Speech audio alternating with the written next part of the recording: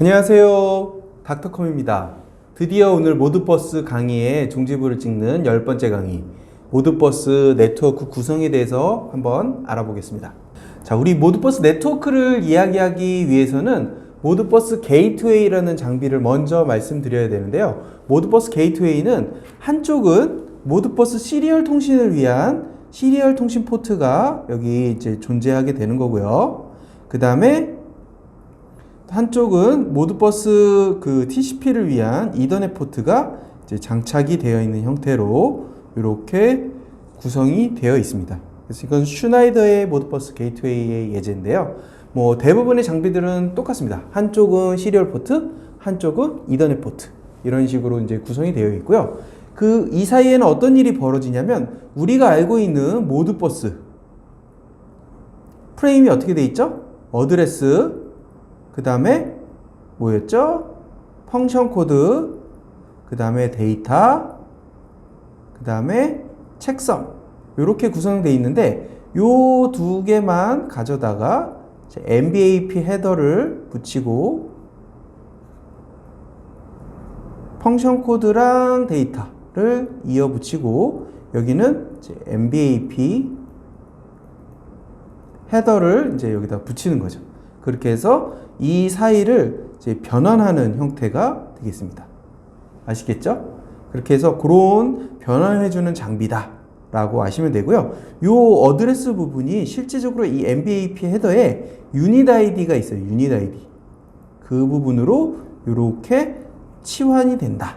이쪽이 있는 건 실제적으로 이쪽으로 오고, 그렇게 해서 이렇게 프로토콜을 변환해준다. 모드버스 TCP를 모드버스 시리얼 프레임으로 변환해주고, 모드버스 시리얼을 모드버스 TCP 프레임으로 변환해준다. 그러기 위해서는 그 밑에 우리 인캡슐레이션, 디캡슐레이션 했던 그 과정도 기억나시죠? 그래서 ADU를 가져다가 뭐 TCP 포트에다 붙이고, IP 헤더 붙이고, 이더넷 관련된 뭐 헤더랑 트레일러 붙이고, 그래서 비트 스트림으로 만들어서 전송하는 형식으로 그런 동작들을 이 모드버스 게이트웨이가 하게 되는 겁니다.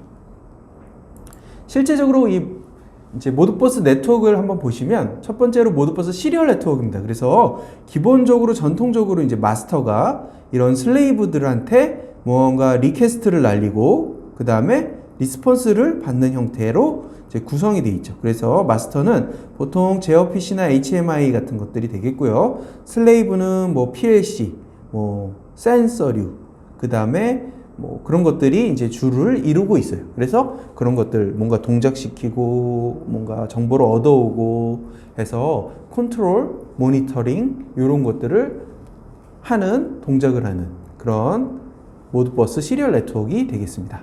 그래서 기본적으로는 이제 우리가 232에서도 하지만 기본적으로 제일 많이 쓰는 건 이제 485 기반으로 좀 제일 많이 쓰고 있죠.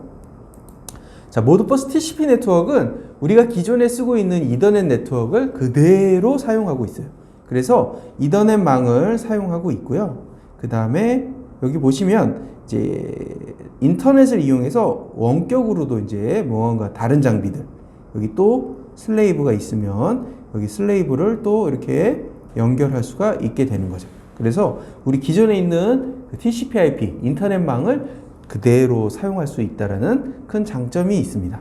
그래서 보통 이렇게 원격에 있는 마스터가 또 원격에 있는 이런 뭐 장치들을 한번 제어하고 또 모니터링 할 수 있는 그런 형식이 되겠죠. 그래서 패켓이 이렇게 쭉 날라오게 되고요. 실제적으로 이쪽에다 이제 전달되는 거는 펑션 코드랑 그 다음에 데이터가 이렇게 전달이 돼서 동작을 하게끔 되는 거고요. 기존에 있던 TCP/IP 망, 소켓, 프레임 이런 것들을 그대로 사용할 수 있기 때문에 기존 네트워크망에서 혼합해서 잘 사용할 수 있게 되는 거죠. 근데 이 두 가지를 한번 합쳐 보겠습니다. 자, 보시면 이 위쪽은 모드버스 시리얼 망이에요. 그래서 485 위주에서 돌고 있고요. 이쪽은 기본적으로 모드버스 TCP 망입니다. 그래서 이더넷 망 위주로 이제 돌고 있죠. 근데 이 두 개를 연결하기 위해서는 모드버스 게이트웨이라는 게 필요해요. 그래서 이 게이트웨이는 모드버스 시리얼 프레임을 모드버스 TCP 프레임으로 변환해 줍니다. 그래서 요 왔다 갔다 변환해 주는 역할을 모드버스 게이트웨이가 하죠. 그래서 이게 있기 때문에 이렇게 복잡한 네트워크를 구성할 수가 있는 거죠. 그래서 우리가 기본적으로 이쪽에서 장비가 무언가 이쪽 장비에서 이제 이쪽 장비로 나갈 때 실제 우리 MBAP 헤더 중에서 여기 맨 끝에 붙었던 유닛 아이디라는 게 있었어요. 기억나시나요? 요것은 실제적으로 사용 안 할 때는 0xFF로 쓰고 있지만 실제로 내가 이 안에 있는 어떤 특정 아이디 주소, 슬레이브 어드레스를 지정하고 싶을 때는 여기에 그 정보를 미리 알고 있는 마스터가 그 정보를 여기에다가 써놓게 됩니다. 그러면 이 패켓이 이 모드버스 게이트웨이를 통해서 들어가게 되고요. 실제 이 패켓 유닛 아이디가 실제로 이제 모드버스 시리얼 패켓 중에 그 어드레스 필드 있죠? 이 어드레스 필드에다가 율로 이렇게 변환이 되는 거죠. 그래서 펑션 코드 들어가고 데이터 들어가고 그 다음에 체크섬 이렇게 이어져서 이런 식으로 이제 날아가면 그 슬레이브로 이 모드버스 시리얼 프레임이 날아가게 되는 거죠. 그래서 모드버스 시리얼 네트워크와 모드버스 TCP 네트워크 사이에도 서로 통신이 왔다 갔다 할 수 있다. 그리고 우리 예외 코드 중에서 우리 그 예외 코드 10H랑 11H가 이 네트워크 상에서 뭔가 벌어지는 일이다 라고 했잖아요. 그게 바로 이런 식의 네트워크. 그래서 무언가 여기 뭐 마스터가 여기 있었는데 이쪽으로 무언가를 날렸는데 경로에 도달하지 못할 때는 10, 그 다음에 실제적으로 없는 슬레이브한테 무언가 리퀘스트가 날아갔을 때 받는 예외 처리는 11H가 되겠죠. 그래서 그런 예외 처리 같은 것들도 이런 식의 네트워크에서 구성된다라고 이해하고 계시면 될 것 같습니다.